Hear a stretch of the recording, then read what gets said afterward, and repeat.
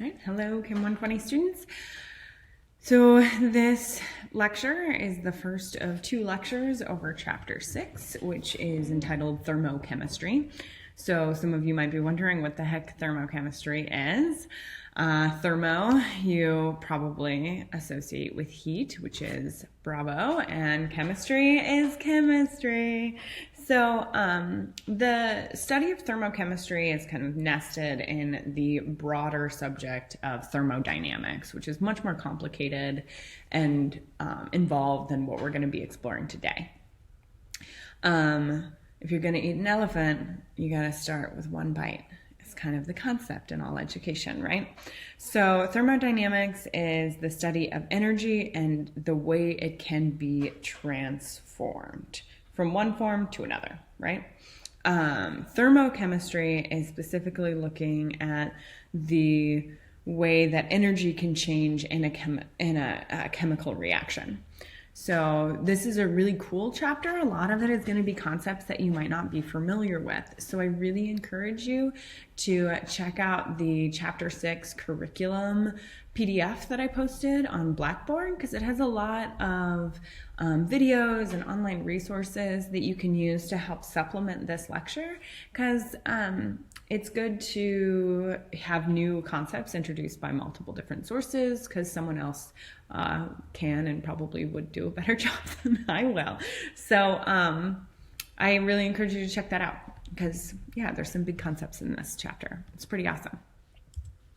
Okay, so we're interested in energy change in a chemical reaction, and that energy is going to be defined as the capacity to do work or produce heat, and that is true of all energy. You either can do work, which is usually going to be pressure volume work, which we can think about as gases expanding or being compressed, and then heat as the transfer of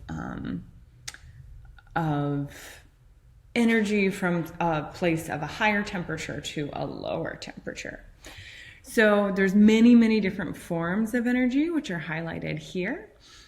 And this is a key concept down here that we need to keep in mind the entire chapter. And that is that the total energy content of the universe is constant. So just like when we were doing work in chapter 3 and 4, and we're looking at stoichiometry and we're applying the law of conservation of matter to all of the work that we were doing, and it was this big concept that was kind of the umbrella under which we were working, the same is true with the law of conservation of energy. So thermodynamic law, really important that we don't violate that with our logic. Okay, so there's two forms of energy that you're probably already familiar with. One is kinetic energy and the other is potential energy.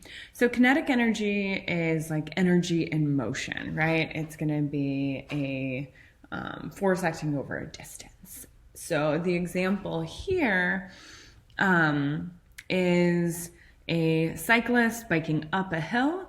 In that process, they're expending a lot of energy, actually chemical energy, by generating that power to move their bicycle.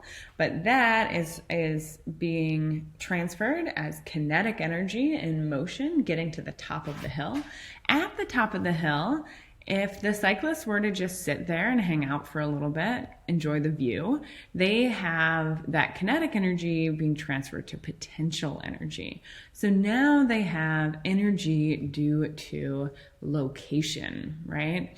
So potential energy is going to be energy from, or energy due to your position or your composition, right? So we abbreviate potential energy just as PE, which is going to be energy due to composition or position. Now, position is what's being illustrated here, and that's something that you're probably more familiar with. Composition is what we're going to be interested in as chemists, but it's good just to review what potential energy is anyway. In contrast, kinetic energy is our energy, which I will usually just abbreviate as a capital E, in motion.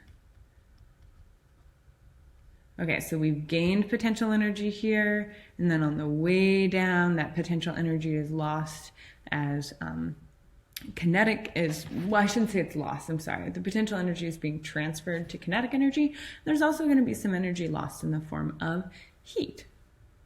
Very cool. So there is a new unit for us in this chapter that we actually,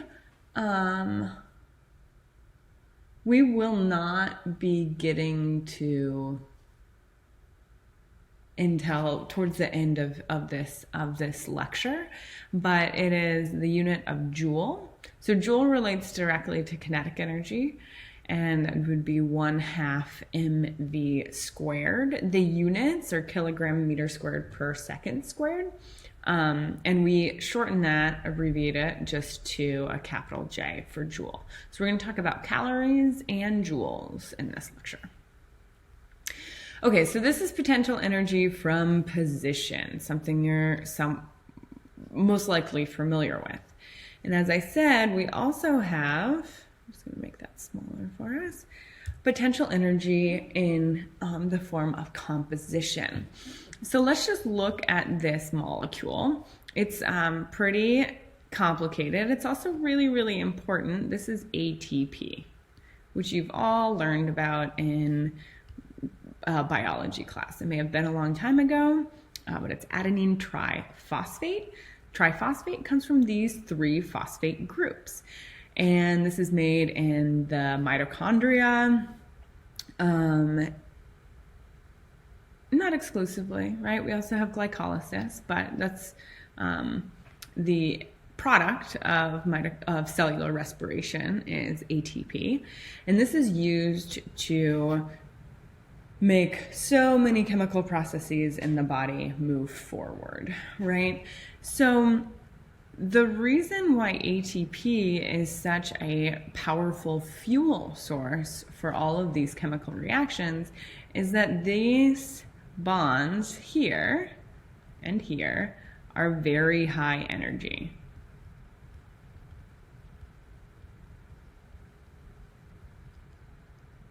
That means that they're storing high potential energy.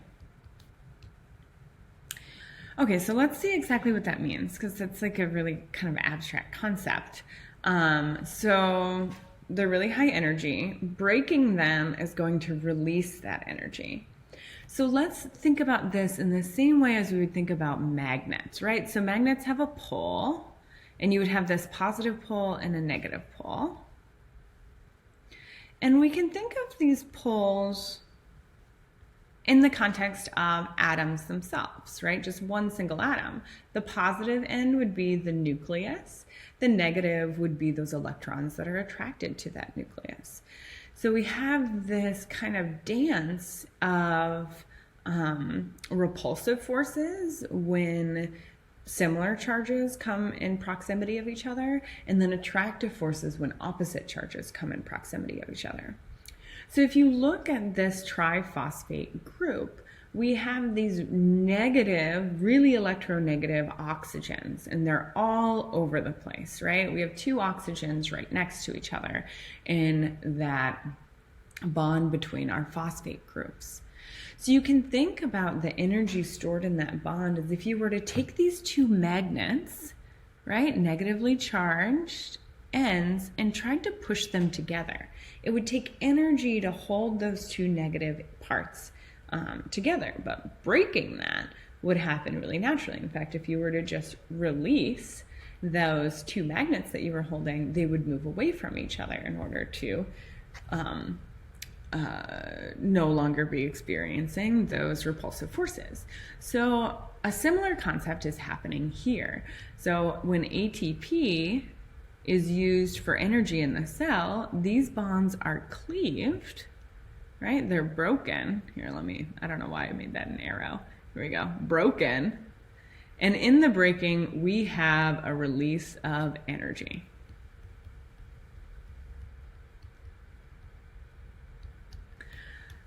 Okay, so that's just like my only intention of introducing you to ATP in this particular bond is that you're probably familiar with it. You know what ATP is used for in biological systems. And hopefully it's helping to illustrate this concept of stored chemical energy in bonds. Okay, I'm not going to ask you any questions about ATP. But that's a big concept. Okay.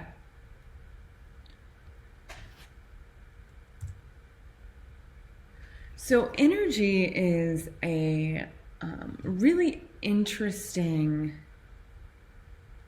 concept because, as we've just seen, we have kinetic energy, we have potential energy, and we can have a change in energy of a system. And that change in energy is called a state function. So the definition of a state function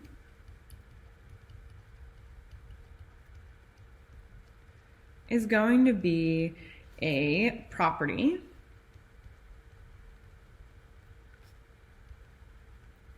that only depends on the present state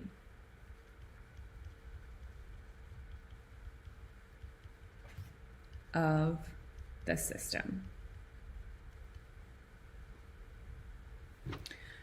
So what that really means is that when we're looking at energy, when we're evaluating a change in energy, right? Delta is the Greek letter, meaning that we use in science for change in. So we're only going to care the initial state or the initial energy of the system and the final.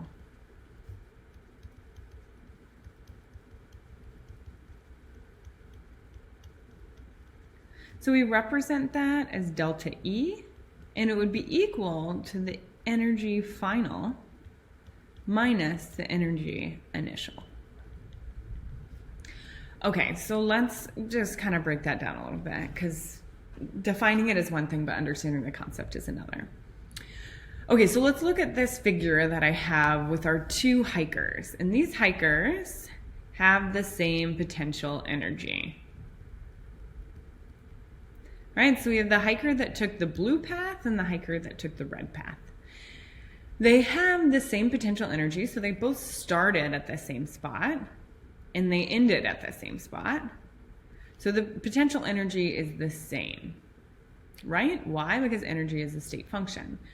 Now, if you look at the distance that these hikers traveled, the distance is very different. So this would be like an example of the kind of route that I take up mountains now. Lots of switchbacks, really nice on my middle-aged knees.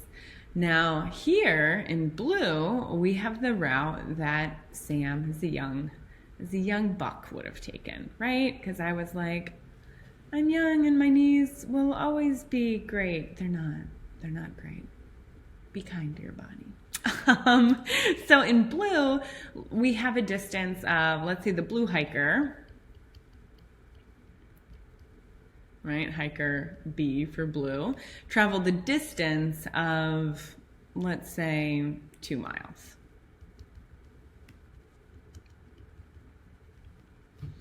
The hiker in red traveled 5 miles. So distance is not a state function. It doesn't matter that where they started and where they ended is the same. The amount of ground that they covered is not equal. Their potential energy, however, of hiker B is equal to that of hiker R. So there's other variables that are, it's funny that just stays there. There's other variables that we've already talked about that are also state functions. So examples of those, just want to make sure I don't forget anything from my list, is, hold on 1 second. Yeah, pressure, volume, temperature, enthalpy, which we'll talk about in a little bit. So you can just put like a little, asterisk there that we're going to be coming back to it. And we'll leave it there. So for all of these, their change in pressure, for instance, would be equal to the P final minus the P initial. And all that matters is where they started and where they ended, right? So let's look at that in the context of volume. So let's say we have a system and it goes from occupying 2 liters of space to occupying 5 liters of space. The change in volume would be equal to that final minus the initial, which means that we have a total change of 3 liters. Now, volume is a state function. All we care about is that change in its volume. We don't care how it happened. So with state functions, we say in state functions, pathway does not matter. So let's think about instances where volume could increase. So we just studied the gas law. So let's say that this is a balloon full of a gas. If it goes from 2 liters to 5 liters, one possible explanation could be that you increase the number of moles. Right? So let's say that's scenario A. In scenario B, maybe we increase the temperature. It doesn't matter when we're just looking at volume why the volume changed or what action or what happened in the system to make that volume change. All we care about is that initial volume and the final volume. It doesn't matter how it happened, just that it happened. So the same is true for energy, it's true for temperature, it's true for volume, it's true for pressure. That's going to be really important as we continue our exploration and talk about things like Hess's law, which is super cool, that we'll get to in the second lecture. Okay, so we're looking at a system, and we're looking at changes to that system in the same way as we were in chapter 5. But now we're going to be focusing on that system being a chemical reaction. So in the physical sciences, we have this really important distinction between system and surroundings. And each field is going to define system and surrounding differently, or the definition will be different, but what they consider to be the system versus the surrounding will be different depending on what your interest is. So let's just read these definitions. So a system is part of the universe on which one wishes to focus his or her attention. Intentionally vague. Surroundings, everything else in the universe. Okay, so when we're talking about how you focus your attention, that's going to depend on what you're interested in. So the way an engineer looks at system versus surroundings is going to be very different than the way a chemist does. So remember that right now you are in a chemistry class, and so you are interested in the system as a chemical reaction. That means the surroundings is going to be the environment that reaction is taking place in. Really, really critical. We care about chemical reactions. We're going to be looking at the breaking and reforming of chemical bonds and the change in energy in the form of heat of those the breaking and reforming of those chemical bonds, which is super cool. So we have this nice equation that lets us look at the total change in the internal energy of a system. Again, our system is a chemical reaction. So delta E here is the internal energy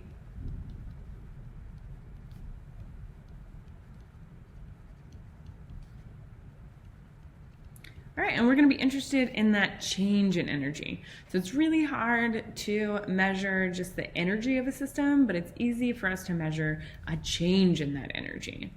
And Q is the variable that we use to represent heat. Now, heat is an interesting concept. So heat is defined as the transfer of energy due to a difference in temperature. So heat.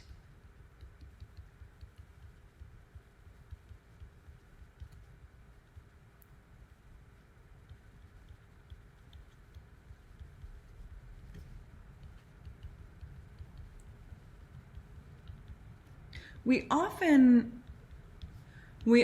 think about,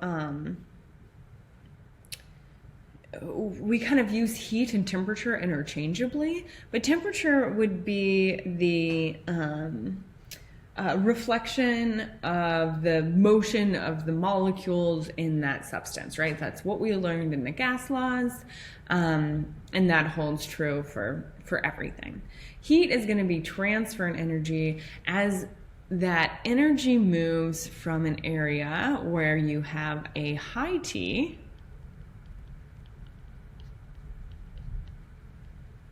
right? Remember, this is going like with our concentration gradient, right?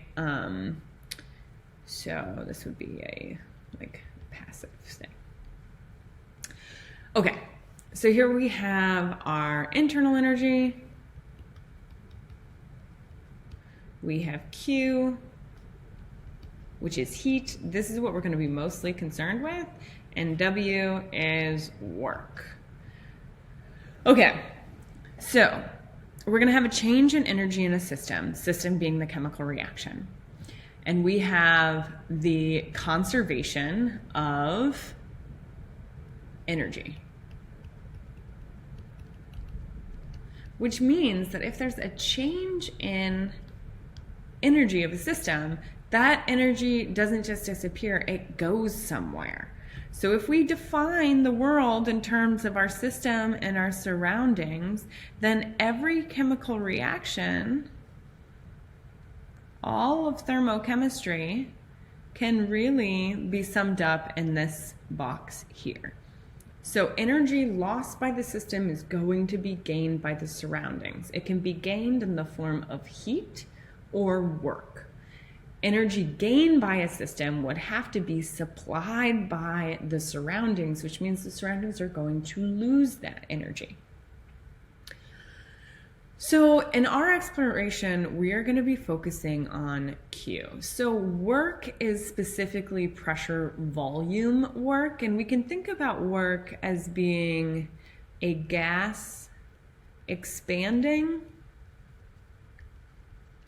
against its surroundings, which would be an example like here, where there's a loss of energy in the system and it's gained by the surroundings. Or it could be a gas being compressed by its surroundings. Right, we know that compressed gas contains a lot of energy. We use it in pneumatic systems all the time. That would be an example of a gain of energy in a system. Now, the next few slides, we're just going to focus on Q. We'll circle back around to W and why we're really not going to be focusing on it in our exploration of thermochemistry. So just bear with me. Know that W does have a role to play in the energy of a system, but it's not going to be as significant for our purposes and in the conditions that we're analyzing chemical reactions under as Q. Okay, so there's two different words that we use to talk about a transfer of energy in the form of heat in a chemical reaction. So thermic is heat. Endo, oh, sorry, terrible. So here we have heat. Endo would mean into. right? Into where? Into the system. That's what we care about. Exo would be out of. So I really like this figure because it does a good job of kind of showing some concepts that we're already pretty comfortable with.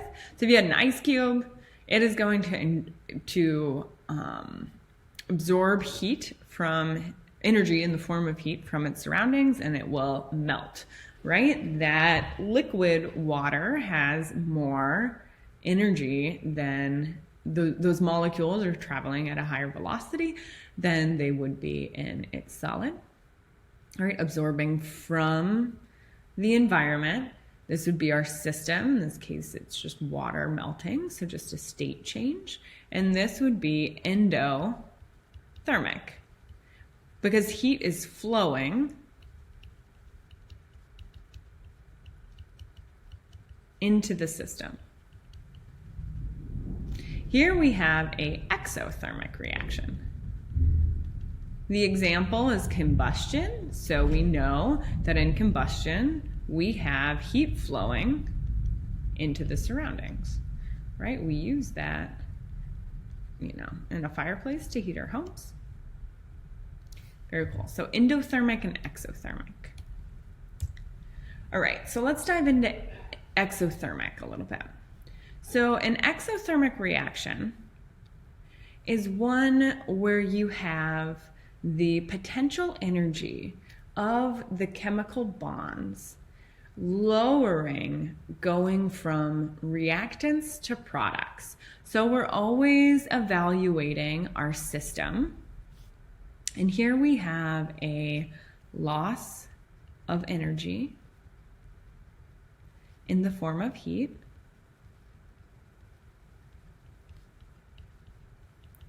to the surroundings.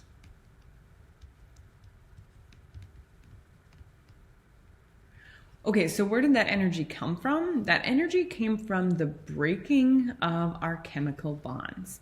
So your textbook uses these figures to kind of talk about this release of energy or gain of energy and the breaking and reforming of chemical bonds. I don't find it to be the most intuitive, but let's just walk through it a little bit and then I'll show you the example that I like to use more. Sorry, I don't know if you could hear that. It just thundered. I think you could probably hear that. And now you know that I'm recording this at 9 o'clock on Monday night. Sunday night. Yep.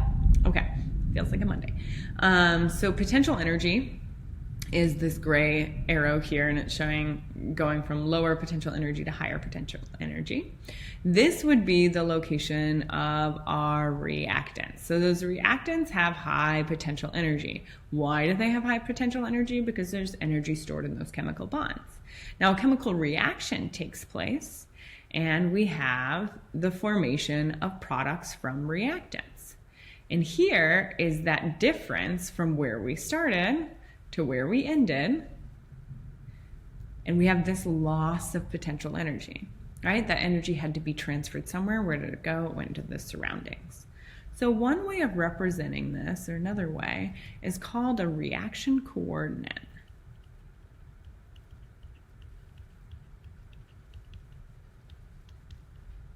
Okay, so at this end of our x-axis, you would have all products, right? So all reactants have been converted to products. And here we would have all reactants. And on our y-axis, we have our potential energy. So this is the continuum of reactants to products.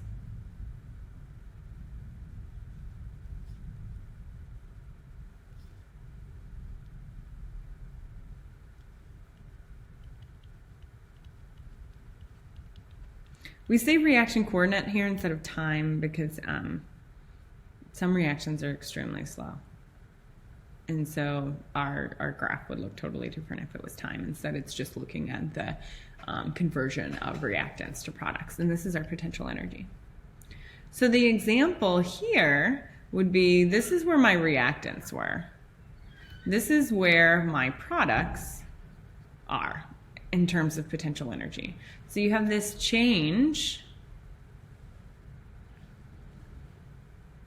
associated with our chemical reaction, where you have the breaking and reforming of chemical bonds, and those new bonds that form, the new species that form in the reaction, are at a lower energy. Now, they're at a lower energy, but they're also more stable. So this is a reaction that could happen spontaneously, which is cool.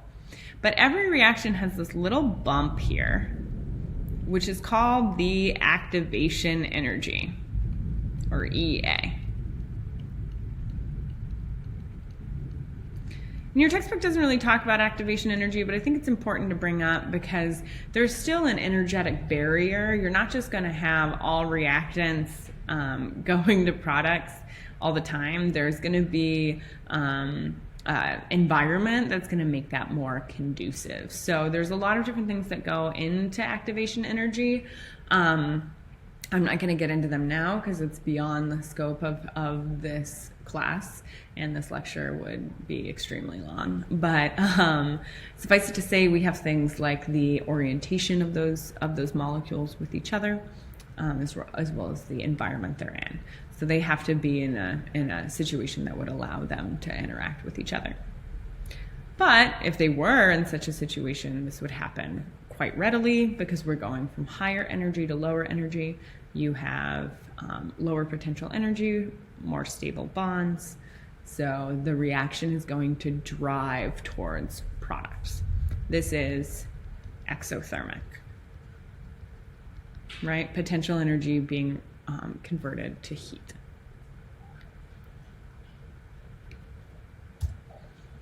Oh, let me go back here. And so remember, Q equals heat. In an exothermic reaction, Q is negative, right? Because that is heat lost by system. Better would be to say energy lost by system in the form of heat.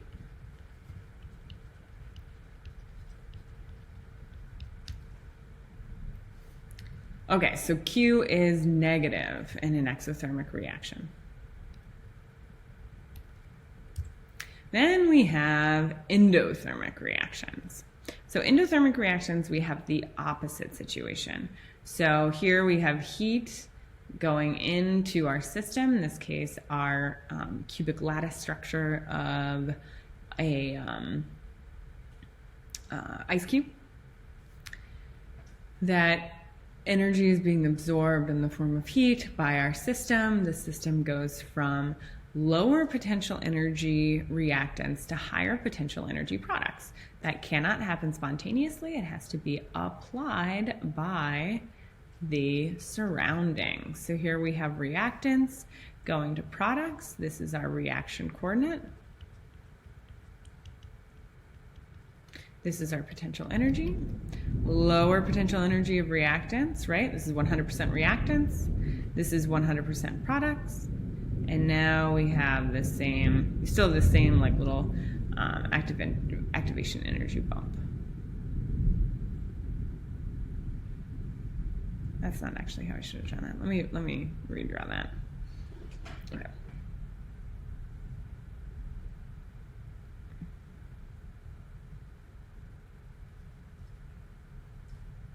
Reactant going to product.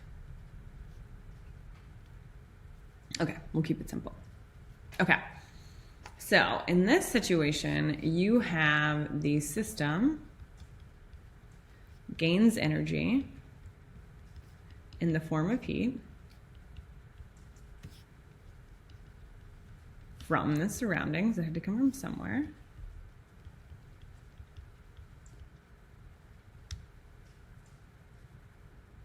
God, my handwriting's terrible, I'm sorry.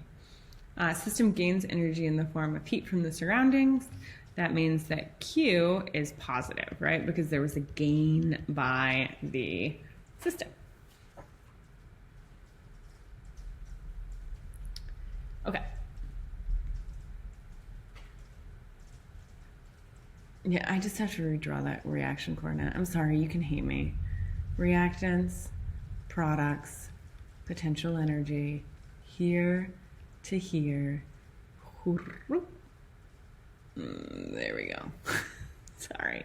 This is that activation energy. There's still that energetic hurdle that it has to get over. And this would not be possible if you didn't have energy being inputted into the system. Okay, there, I did my due diligence. Okay, so I just think that those reaction coordinates are a better way of visualizing a reaction, what's happening energetically. But if that doesn't work for you, definitely check out your textbook figures and check out those resources that I have posted on Blackboard because they can be really helpful.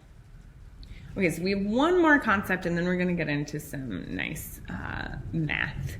So here we have enthalpy. So enthalpy is a really important concept in thermochemistry. It is also a state function, which makes sense because the formula for enthalpy is the internal energy of the system, which we know energy is a state function, plus the product of any pressure volume work that is being done. So pressure of the system and volume of the system. So pressure is a state function, volume is a state function, energy is a state function. It makes sense that enthalpy would be too. So what is enthalpy exactly? Because it's one thing to see its formula, it's another thing to really understand it as a concept. So enthalpy is the total heat content of a system equal to the internal energy of the system plus the product of pressure and volume. Read that just like one more time. Hopefully, you're kind of like chuckling to yourself because basically that definition of enthalpy is just a word form of the formula that's given to you. So let's actually look at what we're going to be focusing on with enthalpy. And that is that at a constant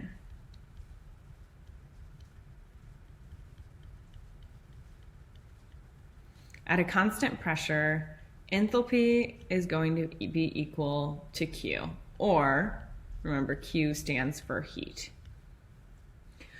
Okay, so enthalpy is talking about the energy of the whole system. And so remember that we have energy in the form of work and in the form of heat. So enthalpy is really getting at the fact that heat is not the only form of energy for a system, right? You can have that compression or expansion of gas. You can have it working against its surroundings. You can have a reaction take place where it has to do work against the surroundings in order to create the volume of space that it needs to occupy as it moves from reactants to products, right? Now, almost every reaction that a chemist performs is going to be at constant pressure. That constant pressure is going to be whatever the atmospheric pressure is that reaction is taking place in. So because we have a constant pressure, and only in situations where we have a constant pressure, enthalpy is equal to Q, right? Because there's we're not working against an external a change in pressure. It's staying exactly the same.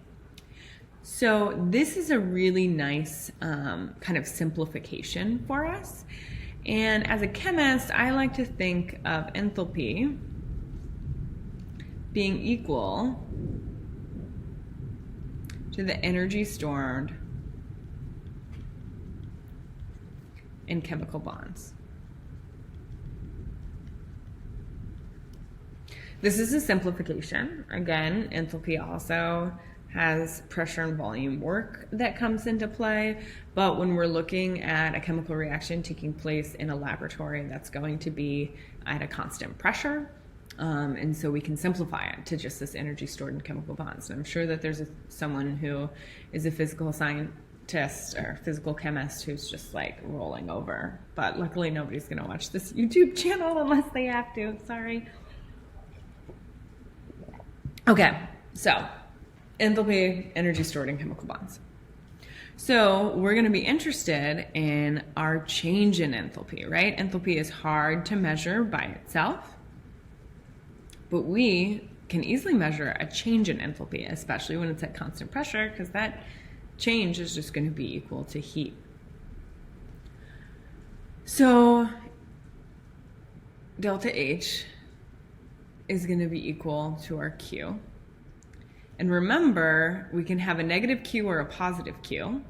And so we have this same relationship. Actually, my next slide demonstrates this. With positive and negatives for enthalpy as we do for Q. So H equals Q at constant pressure, big caveat there. So enthalpy is often referred to as the heat of reaction, right? In fact, later on in this chapter, we'll really be focusing on enthalpy as heat of reaction. So if we had an endothermic reaction, we know that Q is positive. H would also be positive, so that change in enthalpy associated with that chemical reaction is going to be positive. So Q is positive and H is positive. That makes sense because they equal each other. Q here would be negative and H would be negative. So enthalpy is more nuanced than just heat, but we are keeping it in a situation, or we're going to be limiting our observations to those in which you have a reaction taking place at constant pressure. Oh, sorry. Okay, so Q is heat. And one of the ways that we're going to measure heat, and this is what your lab is looking at, is by calorimetry. So Q is heat. Q is always heat in this chapter. So we can put a chemical reaction into a calorimeter, and in that calorimeter we have water, right? So water is our surroundings. And we are going to be measuring the change in temperature of the water. So we add our chemicals into our chamber, our coffee cup calorimeter. You would have been doing this in lab.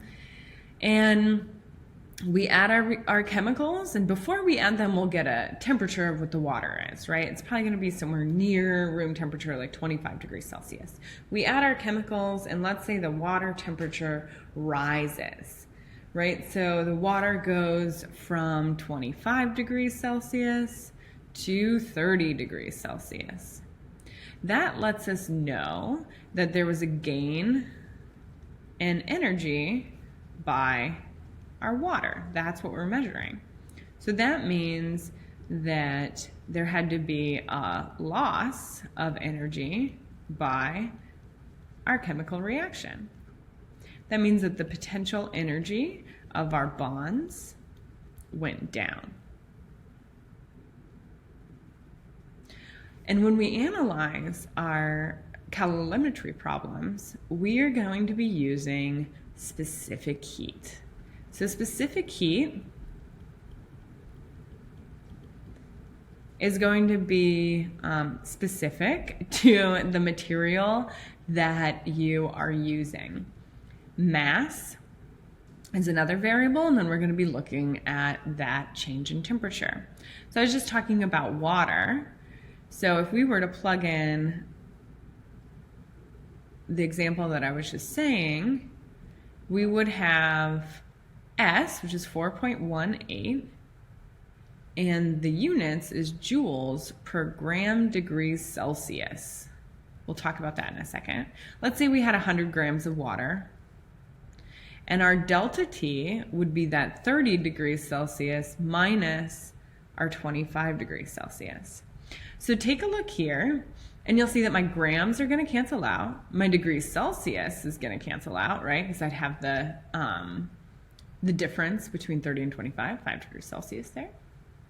And I would be left with my heat in the form of joules, right? That's going to be the answer for any calorimetry problem is the heat exchange in the form of joules. So specific heat is a physical property of the material that you're working with. So let's just take a look at some of these specific heats here. Notice water, liquid water, has a specific heat of 4.18. In contrast, iron, right, metals we know are good conductors of heat and energy. That means that they very easily experience a change in temperature. Notice that this is 0.45 joules per grams degree Celsius. This is one of the most important physical properties of water. Water has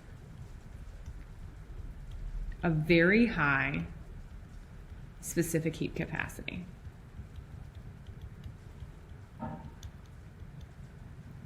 Okay, so what does that mean? Let's look at the units for specific heat. The units for specific heat are joules per gram degree Celsius. So that means for,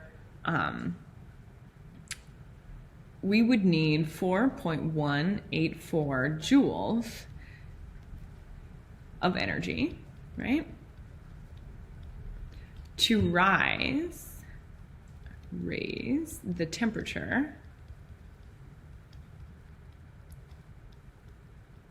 of 1 gram of water, by 1 degree Celsius. So if I had 1 gram of water and I wanted to raise it by 1 degree Celsius, I want to go from 25 degrees Celsius to 26 degrees Celsius. That would require 4.18 joules. In contrast, if I had 1 gram of aluminum and I want to go from 25 degrees Celsius to 26 degrees Celsius, sorry, that went off the edge there, that would only require 0.89 joules. So what does that mean? It means that water is resistant to temperature change. This is one of the most important chemical properties of water and one of the reasons why life can exist on our planet. So our planet is made up largely of water. If water had a specific heat capacity closer to iron, in the winter, water would, that has a lot more to, well, that has to do with density too. Let me think of another example. Yeah, you would have this very rapid cooling of the oceans, and basically solid ice would form, and that would be a wicked bummer. And also then in the summer, you would have all of the water, and this is actually a better illustration. You would have water very rapidly going from its aqueous form or liquid form to gas, so it would be vaporized and all of our oceans would dry up and we would die. Yep, that's exciting. So it's that resistance to temperature change that is really critical for life on our planet to exist. Yay, life exists. I think Maine is a really good illustration of that. You can go into the ocean in July when it's been really hot for weeks and it's still like 60 degrees if you're lucky. Right?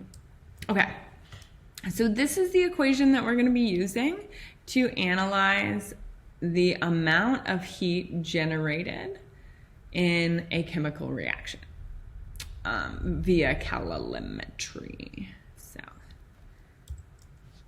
All right, so let's do an example. So our question is, how much heat is given off when 869 grams of an iron bar cools from 94 degrees Celsius to 5 degrees Celsius?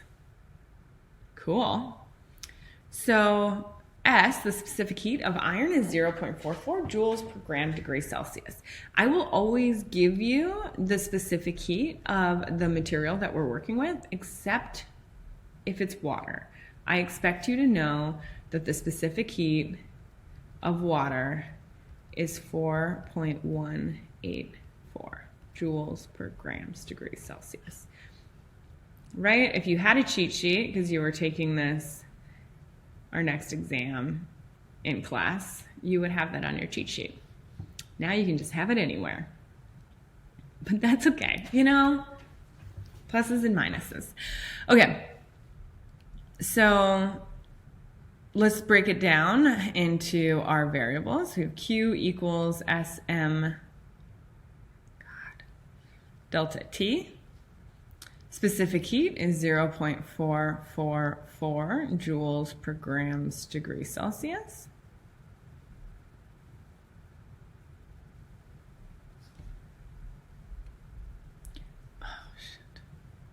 Okay, specific heat, 0.44 joules per grams degrees Celsius. Our mass is 869 grams of iron. Our T final is 5 degrees Celsius, and our T initial is 94 degrees Celsius. All right, so we have this iron that was heated and now it's been allowed to cool. Our formula is Q equals SM delta T. So we would have 0.444 joules per grams degrees Celsius times our mass, which is 869 grams of iron, times our change in temperature. And remember, that's always going to be final minus initial. All right, so plug that into your calculator.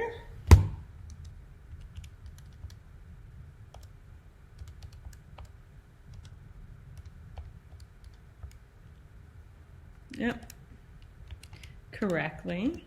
Right, this just gives you a chance to also plug it in.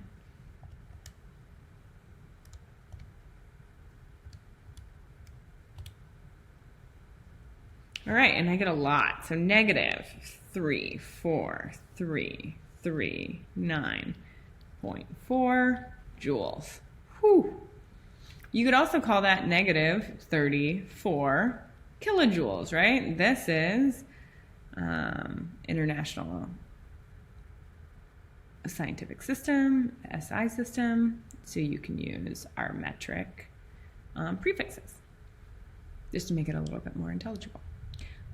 So one important thing is that our sign here is negative, and so it's always good to ask yourself, does that make sense?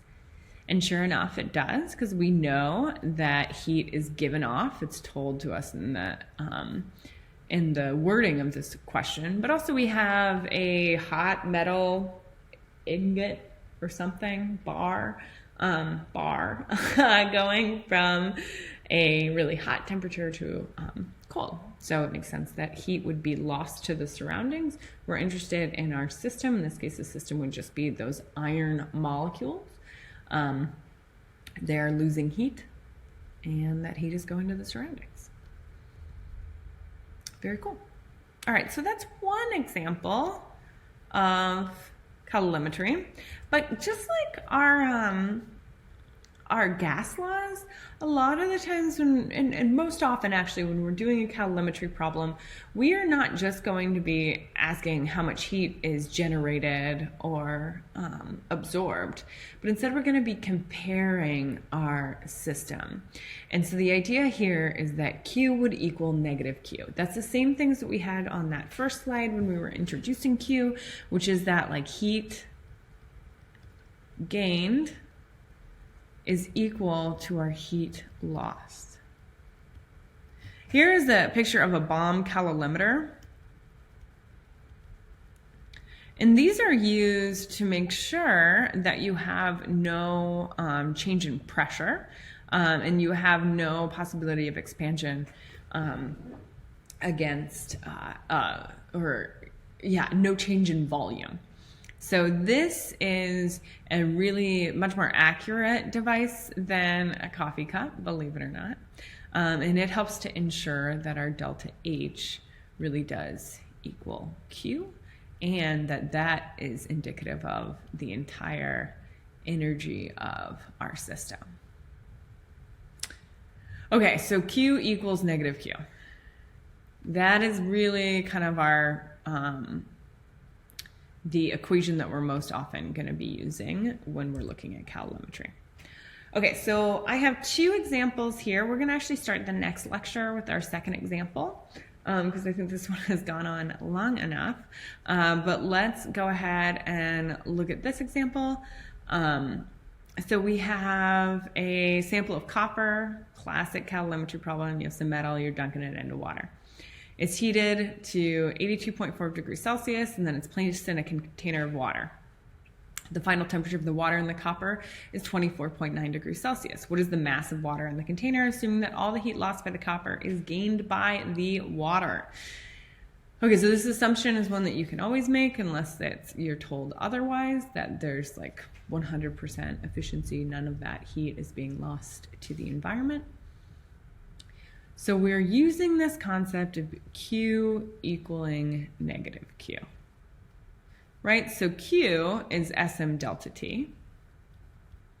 So that means that you would have Sm delta T being equal to negative Sm delta T. That expands to that expands to Sm T final minus T initial being equal to negative Sm T final minus T initial.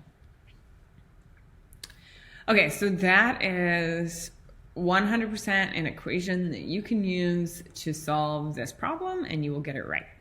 What I have noticed in my time of teaching is that often students will lose a negative and then they end up getting the wrong answer. So I like to use a simplified, or not even simplified, but just a different way of writing this, this equation.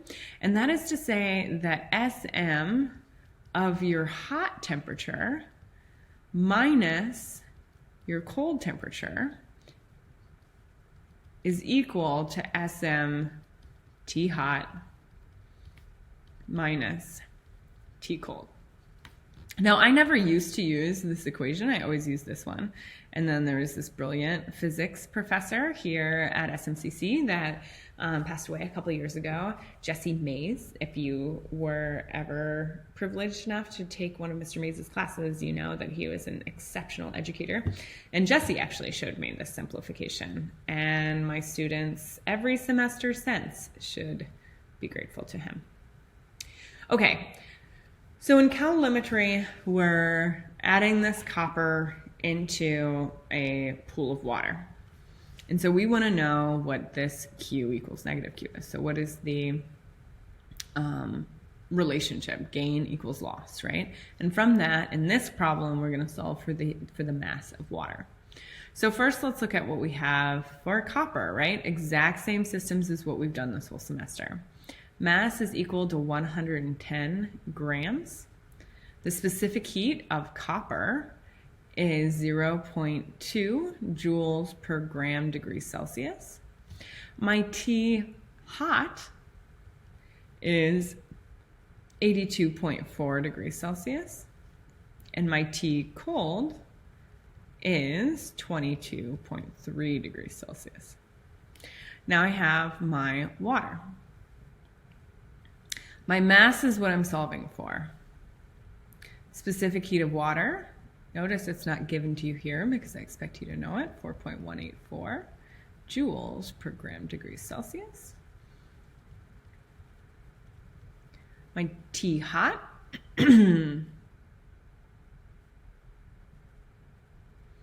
is going to be, hold on one second, 24.9 degrees Celsius, and my T cold is 22.3 degrees Celsius. Now, I made a mistake over here, and notice it says the final temperature of the water and the copper. I just pointed at the screen like you could see me.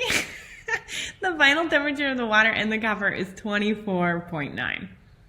So this is the temperature at which they equilibrated, right? Eventually they're going to reach that nice dynamic equilibrium. Okay, so now we're going to say, all right, copper's loss is going to be equal to water's gain, right? Because Q equals Q. That energy is just transferred, it's not lost. So now I can plug in my variables into my equation of SM T hot minus T cold being equal to SM T hot minus T cold, right? Where this is copper and this is water. All right, so let's do it. We have our specific heat of 0.2 joules per grams degrees Celsius times our mass of 110 grams. T hot is 82.4 minus our T cold of 24.9 being equal to X grams times our 4.184 joules per grams degrees Celsius. And then we have 24.9, minus 22.3. All right, so let's go ahead and solve our problem.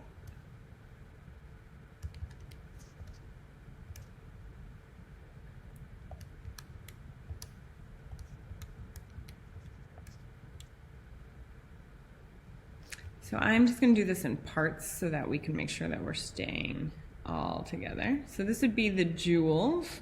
This is the energy lost by copper being equal to X times 4.184 and the difference between 24.9 minus 22.3. Make sure that you're doing that in parentheses. That'd be X times 10.88. So divide both sides by our 10.88. And you would get your answer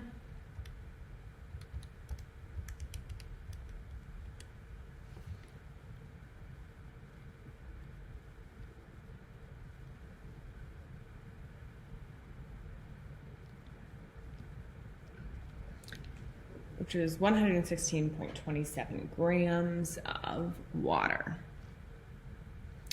which is pretty cool, right? The unit here would be joules per gram.